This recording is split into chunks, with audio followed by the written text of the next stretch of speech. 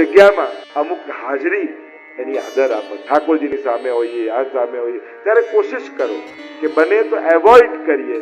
અરે હાજરી ઠાકોરજીની છે, એ હાજરીનો રિસ્પેક્ટ કરે કે ના પ્રભુ બિરાજે છે, હમણાં મારું એટેન્શન, હમણાં મારું ધ્યાન ઠાકોરજી તરફ હોવું. અને એટલા માટે જ ઘણીવાર મંદિરોમાં અને એમાં ઘણીવાર નિષેધ કરતા હોય કે હમણાં મોબાઈલ પ્રવેશ નિષેધ છે. ઘણા કે ફોટા પાડવામાં શું જાય, આમ જાય. હવે વિચાર કરો, કોઈ બહુ ભાવથી દર્શન કરતું હોય અને કોઈ વચ્ચે આવીને ફોટા પાડવા લાગી જાય, ત્યાં કોઈની ભક્તિમાં વિક્ષેપ થાય. ઘણીવાર ઘણા નિયમો બનતા હોય છે, એ રોકવા માટે નથી હોતા, પણ કોઈ બીજાની ભક્તિમાં વિક્ષેપ ન થઈ જાય એના માટે. કારણ કે શું, મોબાઈલમાં ફોટા ભગવાનનો રહે એવો મોબાઈલ છે.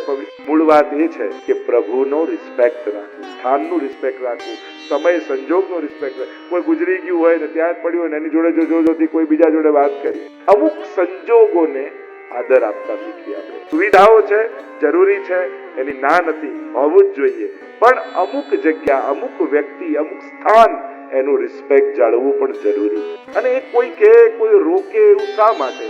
મેચ્યોરિટી કેમ નહીં સમાજમાં ભક્તિ કરવાની મેચ્યોરિટીની જરૂર છે. સેલ્ફ ડિસિપ્લિન કેમ નહીં? કોઈ રોકે ટોકે પછી ખોટું લગાડીએ પછી હવે નહીં આવું ને હવે આમ નહીં કરું, એટલી બધી રકઝક કરવા કરતા બોર્ડ માર્યું છે વાંચીને એને નિભાવ. આપણે જે રિસ્પેક્ટ રાખવાનું છે એ રિસ્પેક્ટ રાખીએ. આમાં કોઈ કહે ને આપણે કરીએ પછીની વાત છે. હા, ઘણાની જવાબદારી હોય, કામ હોય, આ હોય. ઘણા લોકો એમ પછી પ્રશ્ન એમ કરે, તો અમે આ લાઈન કરાવવા બધાને રોકી, અમને અપરાધ તો ના લાગે ને? બધું ના, કારણ કે તમારી જવાબદારી છે ક્યુ કરાવવી. ત્યારે કોઈને રોકવા, કોઈને આવવા દેવા, કોઈને વ્યવસ્થા. હવે પોલીસ એવું વિચાર કરે કે ના ના આને નથી રોકવો, આની અંદર પણ ભગવાન છે તો વ્યવસ્થા થાય. રોકવાની એની જવાબદારી છે. જ્યારે કોઈ તમે કોઈ ફરજના કોઈ પદ ઉપર બેઠા હો તો એ ફરજ નિભાવવી એ તમારી જવાબદારી છે. ત્યારે ના કરો તો અપરાધ લાગે. એટલે ઘણીવાર વૈષ્ણવતા ક્યાં વાપરવી તો ઘણા લોકોને એમ થાય પછી આ વૈષ્ણવને રોકીએ તો અમને અપરાધ લાગે. અરે ના, અત્યારે તારી ડ્યુટી જ આ છે, વ્યવસ્થા જાળવવી. દરેક વસ્તુનો વિવેક છે મારો કહેવાનો હોય. એમ એક મેચ્યોરિટી સમાજમાં કે આપણી ભીતર સવારે સેવામાં છીએ, આમાં છીએ, ત્યારે થોડુંક એક વિવેક જાળવીએ કે અત્યારે હું ઠાકોરજી માટે. તમારી એ 15 મિનિટ, તમારો 1 કલાક જે ઠાકોરજી જોડે તમે બેઠા હો છો, એ 24 કલાકમાં તમારો સૌથી પ્રિસિયસ ટાઈમ, સૌથી કિંમતી ટાઈમ કયો? કે જ્યારે તમે ભગવાન આગળ બેઠા. અને એ કિંમતી સમયને નકામી વાતોમાં વેડફી ના નાખો. તમારી પાસે કલાક જ છે, પછી તો ઓફિસે જવું જ પડશે, પછી તો ઘરકામમાં જવું જ પડશે. એ ભગવાન માટેનો સમય છે અને એ સમય તમે બીજી નકામી વાતમાં વેડફતા. નક્કી કરો, ભગવાનનો જે સમય મેં નક્કી કર્યો છે એ ભગવાન માટે જ રાખ. કમથી કમ એટલું પ્રભુ પાસે માંગો કે પ્રભુ આ મન એમ તો કંટ્રોલમાં રહેતું નથી, પણ જેટલો સમય હું તારી સામે બેઠો હોઉં એટલો સમય મને તારા સિવાય બીજું કોઈ યાદ ના આવે એવા આશીર્વાદ આપો. કમથી કમ તારી સામે હોઉં ને એટલો સમય તું મારા મનને સાચવી, એટલા સમય, એટલી ક્ષણ મારા મનમાં કેવલ તું રહે એવા આશીર્વાદ. એવો આનંદ આવશે ને ભગવાન પાસે ભગવાનના થઈને બેસ. અત્યારે આ કલાક હે ઠાકોરજી હું તારો, અને એના થઈને એની પાસે બેસશો ને તો સેવા કરવાનો અને ભક્તિ પાઠ કરવાનો આનંદ જ બદલાઈ જશે. તો જે ચર્ચા આપણે કરી રહ્યા છીએ આગળ, નારદજી દ્વારા ગ્રહસ્થાશ્રમના દર્શનની કથા આવી અને નારદજી બધા ઘરોમાં 16,000 ઉપરાંત ઘર અને એક ઘરમાં જોવા જાય પ્રભુ કરે છે શું? ક્યાંક ભોજન કરી રહ્યા છે, ક્યાંક બાળકો સાથે રમી રહ્યા છે, ક્યાંક પત્ની સાથે હિંડોળે ઝૂલી રહ્યા છે. બધા પરિવાર પ્રસન્ન છે. અત્યારના સમયની સૌથી મોટી ચેલેન્જ એ ઘરની પ્રસન્નતા. અત્યારનો જે યુગ ચાલી રહ્યો છે, અત્યારનો જે સમય ચાલી રહ્યો છે, સૌથી મોટી ચેલેન્જ છે ઘરના 5 લોકોને ભેગા રાખવા, એમને ખુશ રાખવા. બહાર બધાને રાજી કરી શકશો, બધાને ખુશ કરી શકશો, પરીક્ષા ઘરમાં આવીને સ્વજનોની સાથે સ્નેહથી રહેવું એ જ અત્યારના સમયની સૌથી મોટી ચેલેન્જ છે. કારણ કે ત્યાં બધાને, કારણ કે ત્યાં સમજાવવાથી, વડવાથી, કહેવાથી નથી થવું. ઘણી વસ્તુ ગળી જવાથી થશે, ઘણું સહન કરવાથી થશે. કારણ કે જયારે પરિવારમાં રહેવું એ પણ એક કળા છે. અત્યારના સમયનો સૌથી મોટો રોગ જ ઇન્ડિવિડ્યુઆલિટી. મારી લાઈફ છે, મારી રીતે જીવીશ, મને કોઈએ કાંઈ નહીં કહેવાનું. અરે તું એકલો ક્યાંથી છો? તું કોઈનો પિતા પણ છે, તું કોઈનો દીકરો પણ છું, કોઈનો પતિ પણ છે. આપણા સમાજમાં વ્યક્તિ એકલો ક્યારેય નથી હોતો. કેટલા સંબંધો જીવતો હોય છે એક વ્યક્તિ, અને કોઈ કે હું મારી જિંદગી સમાપ્ત કરી દઉં, તને હક નથી. કારણ કે તું એકલો નથી. તું કોઈના પિતાને ન મારી શકે, તું કોઈના ભાઈને ન મારી શકે, તું કોઈના પતિને ન મારી શકે. તું તારી જાત પર તારો એકલાનો હક નથી. કારણ કે કેટલા સંબંધોને લઈને તું જીવી રહ્યો છે. સંબંધોનો રિસ્પેક્ટ કરજો વૈષ્ણવો. જે સંબંધોને સાચવતા નથી, વસ્તુઓ માટે સંબંધ ન બગાડ, સંબંધોને સાચવતા શીખો. અને એ પણ એક કળા છે. પરીક્ષા ઘરમાં છે, બહાર મોટા મોટા સંગઠનો ઉભા થઈ જશે, ઘરમાં 5ને પ્રેમથી રાખવા અઘરા છે. અને એ મહત્તાને સમજજો, કારણ કે જ્યારે એવો નબળો સમય આવશે ત્યારે સ્વજનો જ યાદ આવવાના. કોઈ કે મારે કોઈની જરૂર નથી, અરે હસવા માટે ને રડવા માટે લોકો તો જોશે. ઘરના લોકો જોડે નહીં તો બહાર ફ્રેન્ડ સર્કલ ને ગોતશો. પણ માણસને માણસ વગર ચાલે એમ નથી. અને વિજ્ઞાને જે પ્રયાસ કર્યો કે માણસ વગર રહી જાય, મોબાઈલ ગમે તેટલા પ્રયાસ કર્યા કે માણસને માણસની જરૂર ના પડે, એનો પ્રયાસ સતત વિજ્ઞાન કરી રહ્યો છે. અને જે દિવસે વિજ્ઞાન એમાં સફળ થઈ ગયો ને, એ દિવસે દુનિયા જોવા લાયક નહીં.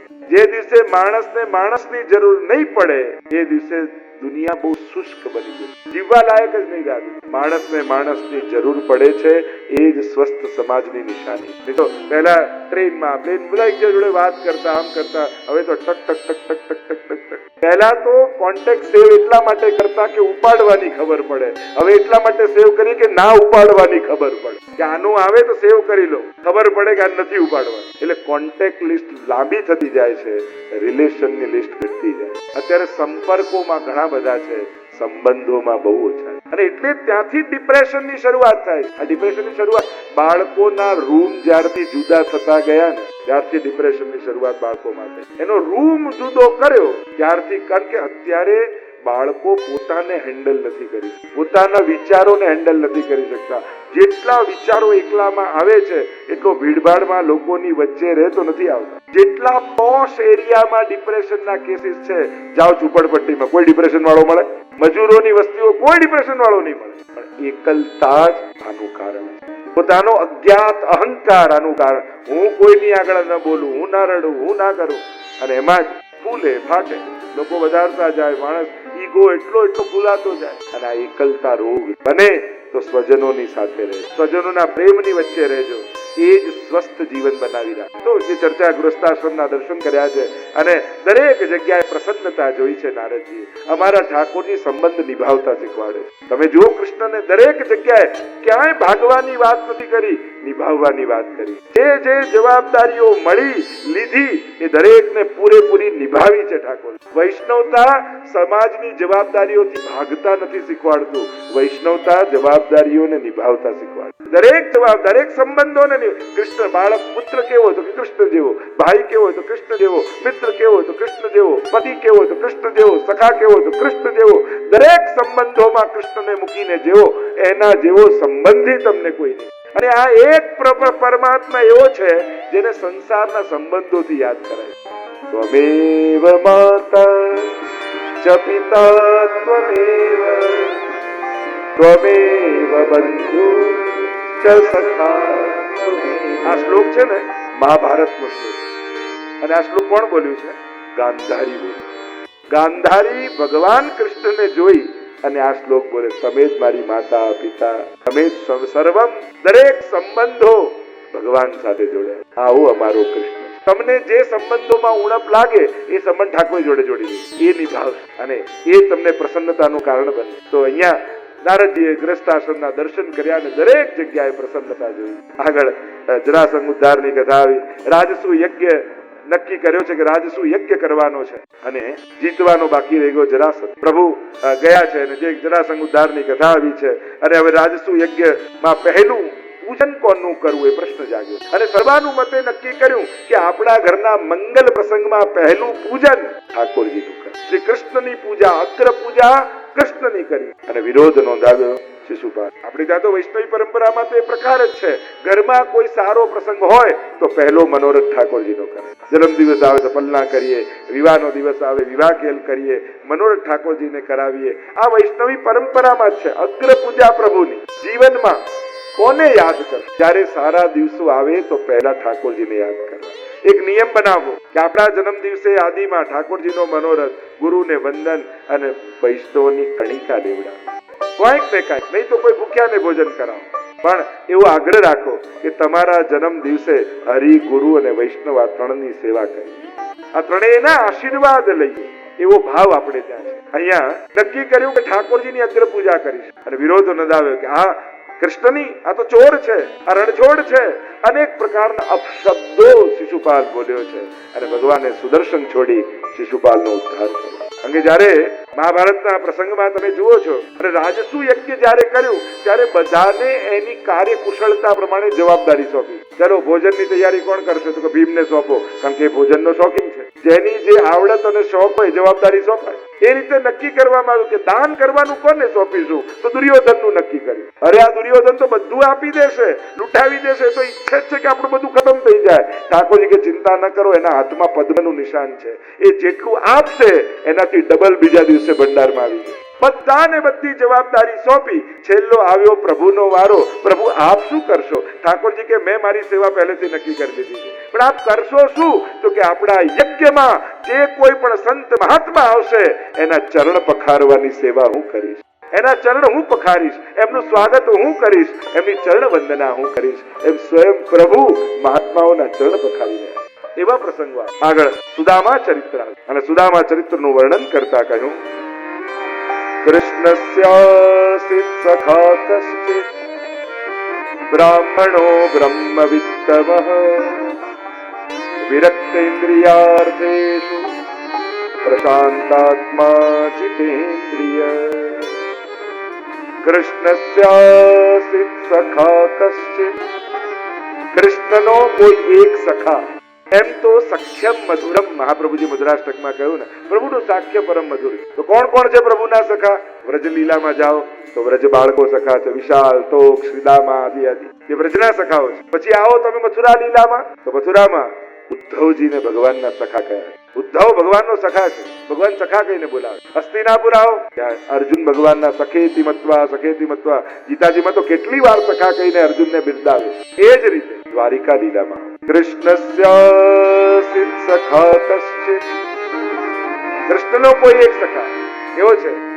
બ્રાહ્મણો બ્રહ્મવિત્તમઃ, બ્રાહ્મણ છે, લૌકિક ધન નથી પણ ભગવત નામનું ધન છે, બ્રહ્મવિત્ત છે, ભજનનું ધન. બ્રાહ્મણ પાસે પોતાના ભજનનું ધન હોવું તો જ એના આશીર્વાદમાં તાકાત આવે. જેટલું ભગવત નામ સ્મરતો હોય એટલું ભગવાન એની જીવવા ઉપર પોતે આવીને બિરાજે, એની જીવવાની સત્યતા થવા લાગે. બ્રાહ્મણો બ્રહ્મવિત્તમઃ વિરક્તો ઇન્દ્રિયાર્થે, ઇન્દ્રિયોની બહુ લાલસા નથી. જો ભગવાનનો સખા, ઘણા લોકો કે આમ બહુ ભક્તિ ના કરવી હોય, મારે ભગવાન જોડે મિત્રતાનો સંબંધ. અરે ભગવાનના મિત્ર એમને એમ નથી બનાતો, એના લક્ષણો જુઓ. બ્રાહ્મણો બ્રહ્મ વિરક્ત ઇન્દ્રિયાર્થે, ઇન્દ્રિયોની બહુ લાલસા નથી, વૈરાગ્ય છે ઇન્દ્રિયો. ઘણી વાર ત્યાગી નથી શકાતું પણ વૈરાગ્ય ગ્રહણ કરી. વસ્તુ નથી છોડતા, વસ્તુની લાલસા છોડી. વસ્તુ એની જગ્યાએ જ રહે પણ એ વસ્તુ એના વિક્ષેપનું કારણ નથી બનતી, કારણ કે એના ચિત્તમાં વૈરાગ્ય. વિરક્ત ઇન્દ્રિયાર્થેષુ પ્રશાંતાત્મા, ચિત્તમાં પરમ શાંતિ, કોઈ લોલુપતા ચિત્તમાં નથી. જીતેન્દ્રિય,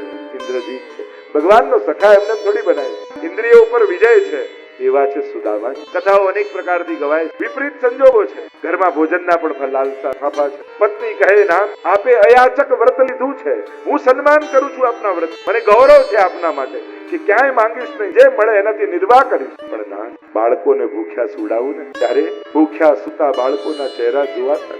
લોટ ઘોળીને દૂધ માંગે ત્યારે લોટ ઘોળીને પાણી પીવડાવી દઉં, અને ભૂખ્યા પેટે સુઈ જાય, કરવટો બદલતા હોય, ઊંઘ ના આવતી હોય, એ જોવું એક માં માટે બહુ અઘરું. મેં સાંભળ્યું છે કે દ્વારિકાનો નાથ, દ્વારિકાધીશ આપનો મિત્ર છે. માંગવા જાઓ એમ નથી કહેતી.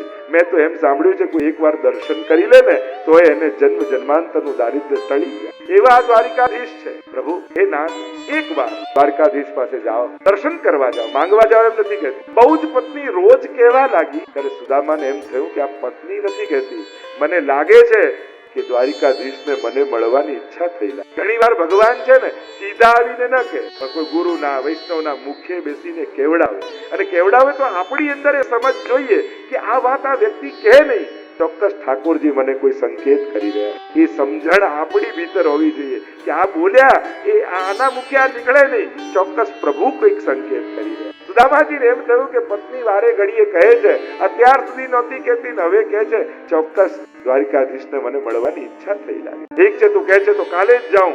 પણ આટલી આવી નિષ્કંચન અવસ્થામાં પણ પત્નીને કહે છે, ખાલી હાથે કેમ જાઉં એની પાસે? શાસ્ત્ર વચનો મેં વાંચેલા છે, પ્રભુ પાસે, ગુરુ પાસે, સગા પાસે ખાલી હાથે ન જવાય, શું લઈને જાઉં? અને 4 મુઠ્ઠી તાંદુલ ભરી દીધા છે. લઈને બીજા દિવસે પ્રાતઃકાળ એક ધોતી એક ઉપરણો પહેરી, હાથમાં લાકડી, કૃષ્ણ શરીર છે, પોટલીને ખભામાં લટકાવીને સુદામાજી ચાલ્યા. ભૂખ્યા છે, આટલા દિવસ થાક્યા, આગળ જઈને સૂઈ ગયા. પ્રભુ વિચાર કરવા લાગ્યા, મારો ભક્ત મને મળવા માટે આવી રહ્યો છે, એ 10 પગલા ચાલે તો 90 ડગલા હું ચાલીને જાઉં. સોવડાવી દીધા યોગ નિદ્રામાં અને ઉપાડ્યા સુદામાને દ્વારિકાની બહાર એક વૃક્ષ નીચે સુડાવી. ત્યાં આંખો ખુલી, જુએ તો સુવર્ણના મહેલો દેખાય છે. કોઈ જતું હતું, એને પૂછ્યું કે આ કઈ નગરી છે? અરે આ તો દ્વારિકાધીશની દ્વારિકા છે. અરે હું આવી પણ ગયો, ખબર ન પડી કે ક્યારે દ્વારિકા આવી ગયો. બધાને પૂછતા પૂછતા દ્વારિકાધીશનો મહેલ કયો છે પૂછતા પૂછતા આવ્યા અને જ્યાં ભીતર પ્રવેશવા જાય દ્વારપાલોએ રોકી દીધું. કોણ છો? ક્યાંથી આવ્યા છો? અરે દ્વારિકાધીશનો મિત્ર છું. એકવાર અંદર જઈને કહી દો કે તમારો મિત્ર સુદામા બહાર ઉભો છે. અરે પ્રભુને તો કેટલા રાજકાજ હોય, આમ કોઈ બધા માટે નવરા થોડી હોય કે ગમે તે આવે ને મળી લે. જ્યાં નહીં મળે એકવાર જઈને કહી તો દો કે બહાર સુદામા ઉભો. કહ્યું ને તને હમણાં ના આવી, પ્રભુ હમણાં રાજકાજમાં વ્યસ્ત છે. હૃદય ભરાઈ ગયું સુદામા. આટલી દૂરથી આવ્યો પ્રભુ, આપ ઝાંખીએ નહીં આપો? છેલ્લો પ્રયાસ કરું. આમ વિચાર કરીને બે હાથ જોડીને દ્વારપાલોને કહ્યા, એકવાર જઈને ખાલી નામ બોલી દો, ના આવે તો હું જતો રહીશ અહીંયા. દયા આવી દ્વારપાલોને. આટલું કહે છે તો લાવ જઈને અંદર સમાચાર તો આપીએ. અને ભીતર ગયા દ્વારપાલ. સોનાના ઈંડોળે રૂક્ષ્મણી સાથે જોડી રહ્યા છે. દ્વારકાધીશનો જય હો આમ કહીને કહ્યું, બહાર કોઈ ગરીબ બ્રાહ્મણ ઊભું છે અને એ પોતાને આપનો મિત્ર બતાવે છે અને કહે છે પોતાનું નામ સુદામા. અને જ્યાં કાનમાં સુદામા શબ્દ પડ્યા, ફલાંગો ભરતા ભરતા પરમાત્મા દોડે છે. પીતાંબર ઉડતું જાય, ફલાંગો ભરતા જાય. 8 પટરાણીઓ અવાક બનીને જુએ, આટલા મોટા મોટા રાજા મહારાજાઓ આજ સુધી આવ્યા, આ રીતે મળવા તો કોઈને દોડ્યા નથી. આવું તો કોણ આવ્યું? પાછળ પાછળ રાણીઓ દોડી અને ફલાંગો ભરતા પ્રભુ પહોંચ્યા બહાર અને ભેટી પડ્યા. સુદામા આટલા વર્ષે તું આવ્યો, આવ આવ આવ ભીતર આવ. પોતાના સ્વર્ણના સિંહાસન પર બિરાજમાન કર્યા. 8 પટરાણીઓને કહ્યું, લાવ મારે ચરણ પખારવા છે, ગરમ જલ કરીને લાવ, કેસરનું જલ કરીને લાવ. અને રાણીઓ જલ લાવે એના પહેલા તો અશ્રુથી પડતા બિંદુઓથી સુદામાના ચરણ પખાર્યા. આજ સુધી ઇતિહાસમાં એવી ઘણી ઘટનાઓ ઘટી હશે જ્યાં પ્રભુના ચરણ ધોવાયા હશે. આ એક ઘટના છે જ્યાં પ્રભુ ચરણ પખારી રહ્યા.